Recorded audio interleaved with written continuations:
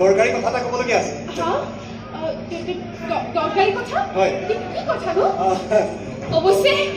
অৱশ্যে তোমাকো এটা বৰ দৰকাৰী কথা ক'বলগীয়া আছিলে। বাৰু আগতে তুমি কৈ লোৱাচোন। কথাটো আপোনাক কেনেকৈ কওঁ মই নিজেই ভাবি পোৱা নাই। আচলতে আজি মই যিবোৰ কথা ভাবি আছো সেইবোৰ আগতে কেতিয়াও ভবা নাছিলো জানে। এতিয়ালৈকে জীৱনটোত নিজৰ বাহিৰে আন কাৰোৰে বিষয়ে ভাবিবলৈ কোনো সুযোগেই পোৱা নাছিলো, কাৰো প্ৰতি দায়িত্ব নাছিল।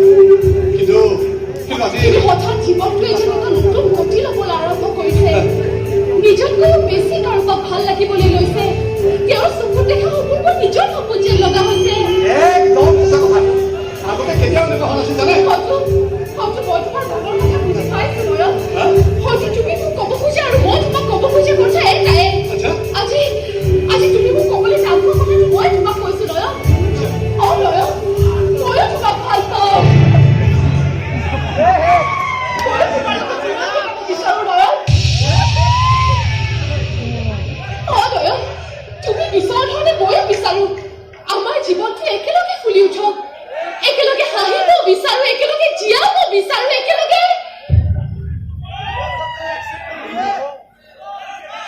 কি হৈছে নয়ন? এতিয়াও মনে মনে থাকিবানে?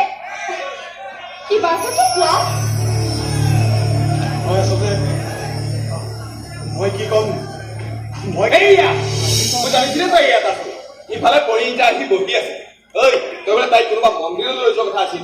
ঐ প্ৰেম কৰিবি তই আৰু কামোৰটো খাম মই। হা প্ৰেম? আৰু আজিকালি দুৰ্বল প্ৰেম নহয়, পৰিণীতাৰ লগত আকৌ। এই যে ফাংচনৰ দিনা আহিছিল যে আশ্ৰমৰ ছোৱালীজনী, আপোনাক কোৱাই নাই নেকি? মাই গড বুলিহে ক'লো আৰু দেই। চাৰে এতিয়া বিয়াখন পাতিবলৈহে বাকী। তাই আছে বাইদেউ আহিছো দিয়ক।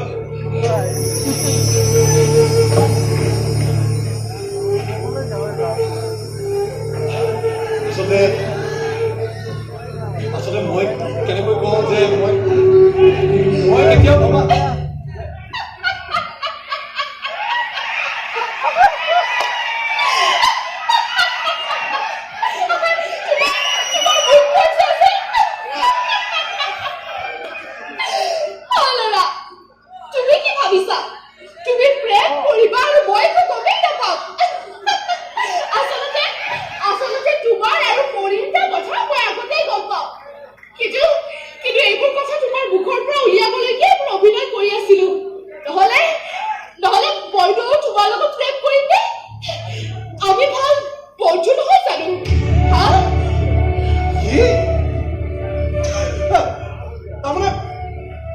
তাৰমানে এইবোৰ আপুনি এনেই কৈ আছে।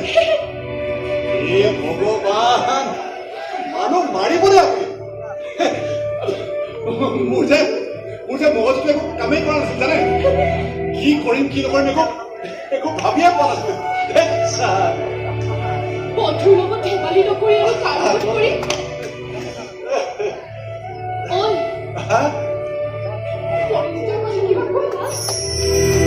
মইতো তাইৰ কথাকে ক'বলৈ আহিছো।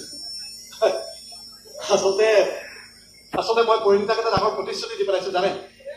আপুনিতো জানেই ইমান দিনে মই যি দুই পইচা উপাৰ্জন কৰিছো সকলোবোৰ স্কুলখনৰ লগত সাঁচি ৰাখিছো।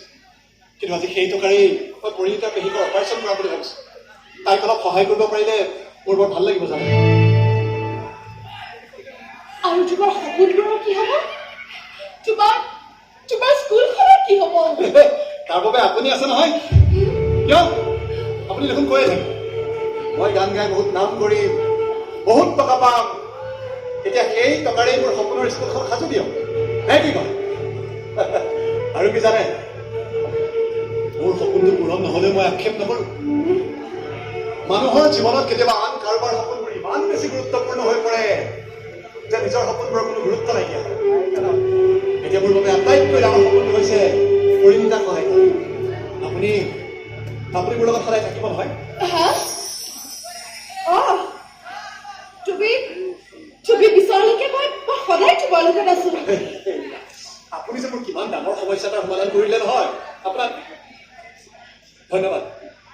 মানে ভাষাৰে প্ৰকাশ কৰিব নোৱাৰা আপোনাক কেনেকৈ ধন্যবাদ।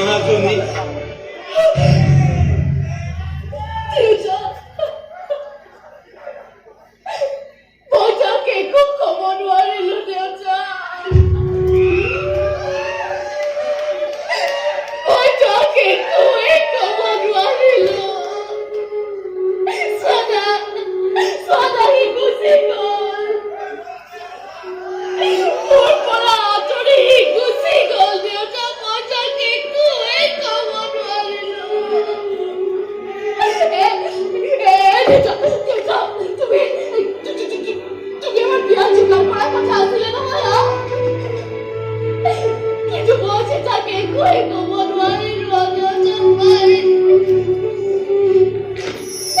একোৱে ক'ব নোৱাৰিলো অজয় তুমি তো মিছা সপোনক লৈ কিয় জীয়াই আছিলা মাজনী কিয় কিয় ইমান দিনে তাক পোৱা নাছিলা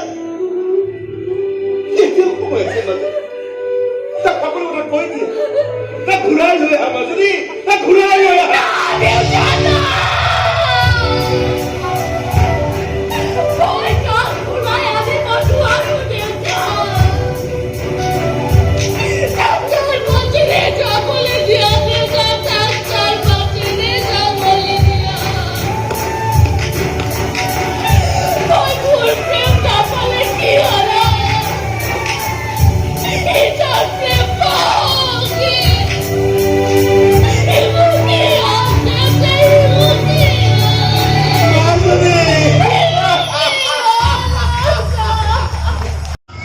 এই গুলিৰ শব্দটো ভালদৰে শুন কাৰণ নেক্সট টাইম এই গুলি তহঁতৰ গাৰ ভিতৰতে পাৰ হ'ব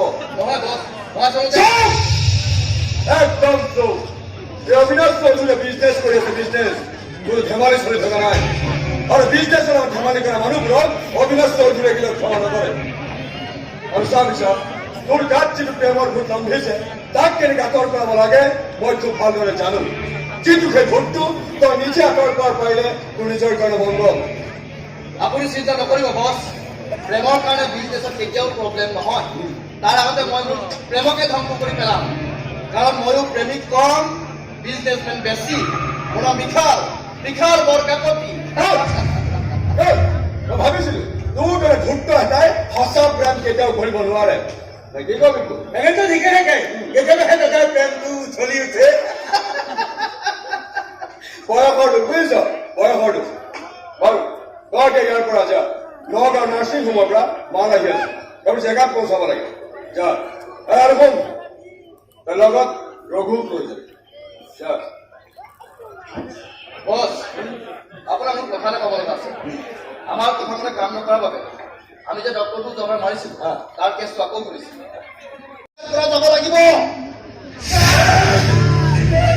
ডায়লগটো ভাল মাৰিছে কিন্তু ভুল মানুহৰ আগত মাৰিছে এই ইন্সপেক্টৰ ৰুদ্ৰ বৰুৱাৰ আগত মুখখন মেলোতে 10 বাৰ নহয় 100 বাৰ ভাবিবি 100 বাৰ নহ'লে কৈ থাকিবি তোৰে মুখখন নাথাকিব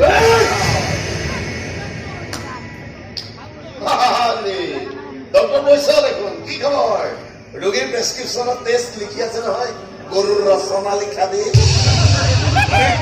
আপুনি মোক কি কৈ আছে আপুনিতো নাজানে মই চহৰখনত নামি ডক্টৰ কোন নামি কোন বদনামি সেইবিলাক হিচাপ মোক নালাগে কিন্তু তহঁতৰ কি কি 2 নম্বৰ ধান্দা আছে তাৰ হিচাপ কিন্তু মোৰ চেপতে আছে সোনকালে মোৰ বন্ধ কৰ শান্তিত থাক আৰু মোকো শান্তিত থাকিবলৈ দে কি কব দিলা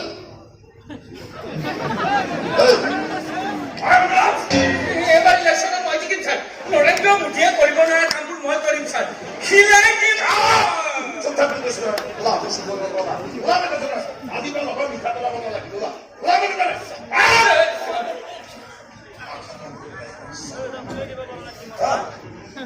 কি কৈ আছো মই তহঁতৰ যি 2 নম্বৰ ধান্দা আছে চব বন্ধ কৰ ইন্সপেক্টৰ তই আমাক ধমকি দিবলৈ আহিছ নেকি মোৰ নাম বিশাল বৰকাকতি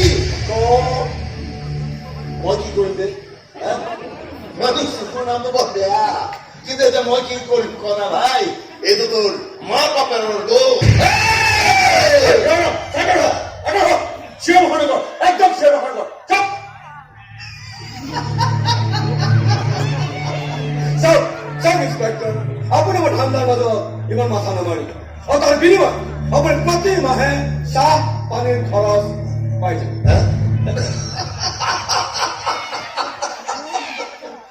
সমস্যাটো তাতে হৈছে চৌধুৰী প্ৰথম কথা হ'ল মোৰ কোৱাৰ্টাৰত পানীৰ চাপ্লাই একদম ঠিক আছে সম্পূৰ্ণ বিনামূলীয়া পানী আৰু বাকী থাকিল চাহ মই একেবাৰে নাখাওঁ গেছৰ প্ৰব্লেম আছেতো গতিকে আপোনাৰ লগত মোৰ বুজাবুজি নহবই দেখিছো চৌধুৰী আৰু এটা কথা এই ইন্সপেক্টৰ ৰুদ্ৰ বৰুৱা বিগ বজাৰৰ ডিছকাউণ্টত যে আলু নহয় আলু যে যাৰ মন যায় সেই বেগত ভৰাই লৈ গুচি যাব